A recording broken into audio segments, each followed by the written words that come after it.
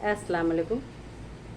अल्लाह से दुआ है कि हर मोमिन मुसलमानों को अपने हिफ्ज़ अमान में रखें। Welcome back another vlog. तो एक माँ बेटी के रिश्ता का किस तरह का होना चाहिए, या रिश्ता किस तरह का होना चाहिए। बात यह है कि रिश्ते की बात भी होनी चाहिए कि रिश्ता किस तरह का होना चाहिए। तो अगर जो अच्छे हैं, अच्छे ताल्लुकात आपके हैं बच्चों के साथ, अपने पास पड़ोसी के साथ, अपने हस्बैंड के साथ, या अपने भाई बहन के साथ, या अपने मम्मी पापा के साथ, अगर रिश्ते बहुत अच्छे हैं तो आपके लिए तो सबसे बेहतरीन सौगात है। आपकी ज़िंदगी भर की कमाई बेहतरीन। अगर अगर रिश्ता किसी के साथ अच्छा नहीं है, बनता नहीं है, या बात जो है ख़राब, हमेशा ख़राब ही रहता है, तो कमियां किस में हैं। तो कमियां ये ढूंढने की ज़रूरत है कि कमियां कहाँ पर रह गई। जो रिश्ता जो है, रिश्ते में जो है इतनी खटास आ रही है और रिश्ते को समझ नहीं पा रहे हैं। तो इसमें चाहे तो अपने अपने औलाद को नहीं समझ रहे हैं, जो माँ नहीं समझ रही है, या माँ जो है औलाद को नहीं, औलाद नहीं समझ रहे माँ को। तो अगर भाई बहन में, यानी किसी भी रिश्ते को समझने में कमी रह रही है जिसकी वजह से खटास हो रही है, तो ये रिश्ते को समझने की ज़रूरत है। रिश्ता सबसे बहुत अच्छा रिश्ता अगर बनाया जा सकता है तो बहुत अच्छा रिश्ता भी बनाया जा सकता है। अगर रिश्ते को बिगाड़ने की ज़रूरत होती है तो बिगाड़ा भी जा सकता है। तो रिश्ता खुद बनाया जाता है और माहौल भी जो है घर का खुद बनाया जाता है। तो ये एक ज़रूरत है हमको पहल करने की कि रिश्ता जो है बेहतरीन होना चाहिए। हम सब एक दूसरे की कदर करने वाली बने। और क्योंकि चंद दिनों की ज़िंदगी है, और चंद दिनों की ज़िंदगी में अगर इतनी खटास रहेगी और इतनी नफ़रत रहेगी तो लोग अगर ख़त्म हो गए होते हैं, या मैं अपने किसी के साथ अगर इस तरह से करती हूँ, अगर मैं ख़त्म हो जाती हूँ तो लोग तो सोचेंगे अच्छा हुआ ये चली गई। तो रिश्ते को जो है ना बना के रखना अच्छा बहुत ज़रूरी है। वो सोच करके कि दुनिया में मैं रहने नहीं आई हूँ, तो ये सोच करके तो ज़रूर ये करना चाहिए। तो रिश्ते को बेहतरीन बनाने की कोशिश करना है। तो हम लोगों को जो है अल्लाह ताला तौफीक दे कि रिश्ते को समझें और रिश्ते को बनाए रखें।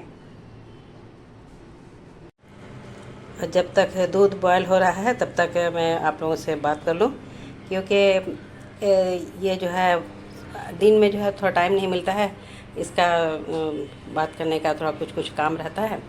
तो इस वक्त जो है मैं अपना जो है व्लॉग सुबह से थोड़ा थोड़ा क्लिप बनाती हूँ, लेकिन थोड़ा सा फिर मैं बाद में करती हूँ तो बाद में करूँगी। तो ये कि जो है आज औलाद का जो है तरबियत के बारे में बात करूँगी कि एक माँ के ऊपर में कितनी बड़ी जो है उसके ऊपर ज़िम्मेदारी हो जाती है कि औलाद का सही तरबियत होना ज़रूरी है। तो और अगर औलाद सही तरबियत को दिया जाता है तो उसका असर भी दिखता है। उसके वालिदैन के का क्या जो है नाम होता है कि ये वो पेरेंट्स हैं, वो वालिदैन जो हैं कितनी अच्छी तरबियत दिए हैं और अपने बच्चे को रखे हैं। तो इस तरह से ये बात होती है। तो पेरेंट्स का, यानी पेरेंट्स में मतलब ज़्यादातर मम्मी का ही नाम ज़्यादा आता है कि अच्छी तरबियत देना ज़रूरी है। जिस तरह से ये जब जो मैंने नहीं किया अपने बच्चों के साथ, कि जैसे मैं एक पड़ोसी के घर में मैं थी, तो वो उनको मैं देखती थी सुबह अपने उन लोग नमाज के लिए उठती थी, तो अपने उनके दो बेटियां थी, तो दोनों बेटियों को उठाती और कहती चलो पहले जो है फजर की नमाज़ पढ़ो, उसके बाद जो है थोड़ा सा भी 5-6 लाइन यानी एक रुकू पढ़ो कुरान शरीफ, उसके बाद फिर तुम कोई होमवर्क करो और फिर अपना दुनिया का कोई काम करो, तब स्कूल जाओ या ट्यूशन जाओ। तो लेकिन ये जो है उस मम्मी का मैंने देखा कि अपने बच्ची को जो है ये की हैं तरबियत में, ये सब था उनका। और अगर कोई वक्त मिला तो कुरान शरीफ पढ़ने पर अच्छे से पढ़ो, और ये सब उनका तरबियत में देखा कि सबको सलाम करो, जो आए हैं उसको सलाम करो, जाओ उनके पास बैठो, नाश्ता पूछो, खैरियत पूछो, यानी किसी को ज़रूरत है तो उनसे बात करो, उनसे पूछो, उनका हेल्प करो। ये सब उस लेडी के अंदर देखा है। तो ये मेरे जो है मेरे बच्चों में मैंने ये कमी की है कि ये जो है सुबह उठाया और स्कूल के लिए रेडी किया, स्कूल जो है भेज दिया, और बस हो गया मेरा काम कि स्कूल ट्यूशन चले गए। और इस तरह से मैंने अपने बच्चों के ऊपर में ये नमाज के लिए मैंने ताकीद नहीं किया। तो ये मैं लग रहा है कि मैं पकड़ाऊँगी इस मामले में। लेकिन हाँ, ये है कि अब पढ़ते हैं तो पढ़ते हैं बच्चे, लेकिन जो तरबियत, सही तरबियत जो देने की बात रहती है तो वो जो वही मम्मी के ऊपर ही रहता है कि सही तरबियत देना ज़रूरी है। तो ये वाला मेरे बच्चे के अंदर में सुबह से मतलब शुरू से ये कमी रही। तो आप लोग के किस तरह से अपने बच्चों की परवरिश करती हैं? और एक माँ का जो है रोल जो है सबसे ज़्यादा होता है, और अगर कुछ कमी बेशी होती है तो माँ ही पकड़ाती हैं कि बच्चे सही नहीं है, इसके माने मम्मी पापा ख़राब, या मम्मी पापा गलत रास्ते पर थे इसलिए बच्चे सही नहीं निकले, या बच्चे को जो है सही तरबियत नहीं दी।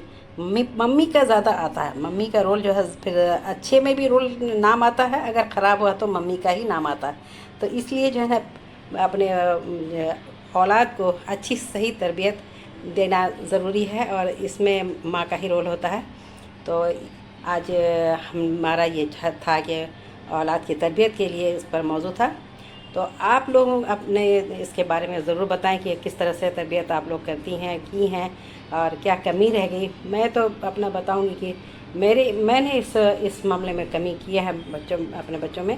तो फिर भी लेकिन मेरे बच्ची बहुत माशाल्लाह, अल्लाह का शुक्र है कि बहुत बेहतर हुई है। तो ये है आज का मौजू। और दुनिया की जो है बात सब तो बहुत है, बहुत सारी ढेरों बात है। तो दुनिया की बात में क्या है कि जो अब अल्लाह का शुक्र है कि बस अल्लाह ताला ज़िंदगी गुजार रहे हैं, और एक अपने जो है कुरान शरीफ को बात को पकड़े रहिए। कुरान शरीफ जो क्या कह रहा है उसको हम लोगों को हिदायत लेने की ज़रूरत है, और कुरान शरीफ से बढ़ कर के कुछ नहीं है अपने हम लोगों के लिए। तो नमाज और कुरान शरीफ और सब्र और तक़वा ये ज़रूरी है हम लोगों को लेना। और एक चीज़ और भी बात है कि जो है हक़ की बात ज़रूर करनी चाहिए, कभी भी किसी भी जगह भी तो हक़ की बात करना चाहिए। लेकिन आज के दौर में जो है हक़ की बात करना यानी बहुत मुसीबत ही है कि हक़ की बात अगर किया जा रहा है तो कोई भी पसंद नहीं करते हैं कि अगर किसी के ख़िलाफ़ बोल दिया गया और उनकी किसी के तरफदारी नहीं किया गया तो फिर तो बहुत मुश्किल होता है। लेकिन फिर भी हमको लगता है कि एक हक़ की बात करना ज़रूरी है, तो हक़ की बात ज़रूर करना चाहिए। तो ठीक है, फिर आप लोग हंसते रहिए, मुस्कुराते रहिए, और प्यार बांटिए, प्यार लीजिए, और इंशाल्लाह ताला फिर आगे मौजू में मिलूँगी। तो अब जब तक व्लॉग नया नहीं आता है तो आप लोग लाइक कर दें और लाइक करें, कमेंट्स भी करें कि अगर मेरे अंदर जो अगर व्लॉग में अगर कुछ अच्छा लगता है तो आप लोग वो भी बोलिए, जो ख़राब लगता है वो भी कमेंट ज़रूर करिए। तो ठीक है, फिर अल्लाह हाफिज़। अल्हम्दुलिल्लाहि रब्बिल आलमीन वस्सलातु वस्सलामु अला सय्यिदिल मुरसलीन व अला आलिहि व अस्हाबिहि अजमईन। ये एक हकीकत है कि अल्लाह पाक के नज़दीक सबसे अच्छा और पसंदीदा और निजात दीन है, जैसा कि कुरान कहता है।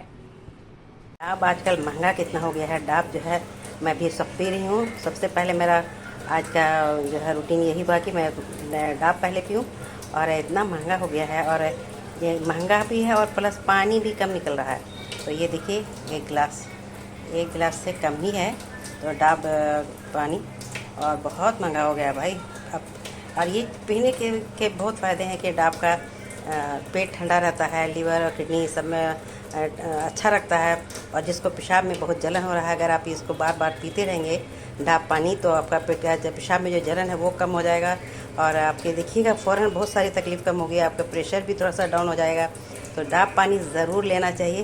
तो हालांकि ये इस फ़ायदे को सभी लोग जानते हैं, तो फिर भी रिमाइंडर के लिए सुबह के 10 बज गए हैं, पानी आ गया है, और मेरा सुबह जो है ये अंडा चाय जो है ब्लैक टी और अंडा लिया जा रहा है ब्रेकफास्ट का। अभी ये ब्रेकफास्ट ये है। तो और आप लोगों की मॉर्निंग किस तरह से हो रही है तो मैं बताऊँ। देखिए इसमें जो है क्या फ्लावर अपने आप आ गया है, क्योंकि इसको तो हम लोगों ने लगाया नहीं था। और इसमें जो है पुदीना का डंटी जो है डाला गया है कि पुदीना लग जाएगा। पुदीना तो फ़ौरन लग ही जाता है, लेकिन कबूतर रहने ही नहीं देती। और देखिए इसको हम लोग किस तरह से ढक के रखते हैं दिन में ताकि कि बच जाए। देखिए इसमें भी जो है पुदीना का डंटी जो है डाला गया है, तो रह जाने दे तो ठीक है।